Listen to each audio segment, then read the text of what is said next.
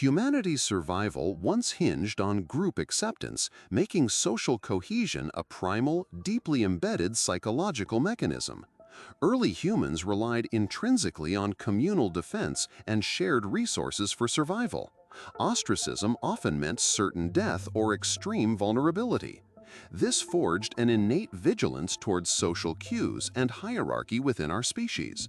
This ancient programming continues to subtly influence our modern desire for belonging, operating like an internal social thermostat, constantly adjusting our behavior to fit within perceived norms. Our brains register social acceptance through intricate reward pathways, releasing neurochemicals like dopamine when we feel approved or validated by others.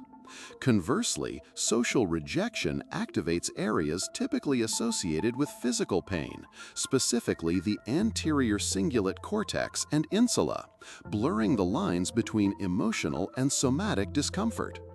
This neurological overlap suggests that hurt feelings are not merely metaphorical. The brain processes social pain using some of the same mechanisms as physical injury. This hardwired system makes the pursuit of approval a deeply ingrained biological imperative, more than just a learned behavior. Many individuals routinely overestimate how much others observe their actions or appearance, a cognitive bias extensively studied as the spotlight effect. We frequently assume our internal anxieties and insecurities are transparent to everyone around us, falling prey to an illusion of transparency that rarely holds true in reality. In truth, most people are primarily focused on their own experiences, concerns, and internal monologues, granting far less attention or scrutiny to others than we might imagine. This internal projection creates an echo chamber, where perceived judgment often originates from within ourselves rather than from external observers. When the insistent grip of external opinions loosens, decision-making becomes an internally driven process, guided by personal values and genuine desires rather than anticipated judgment or societal expectations.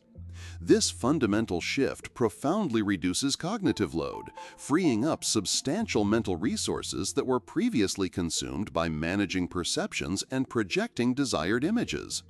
Authenticity emerges not as a strenuous effort or performance, but as a natural, effortless byproduct, where actions align seamlessly with one's true self, without the filtering mechanism of social desirability.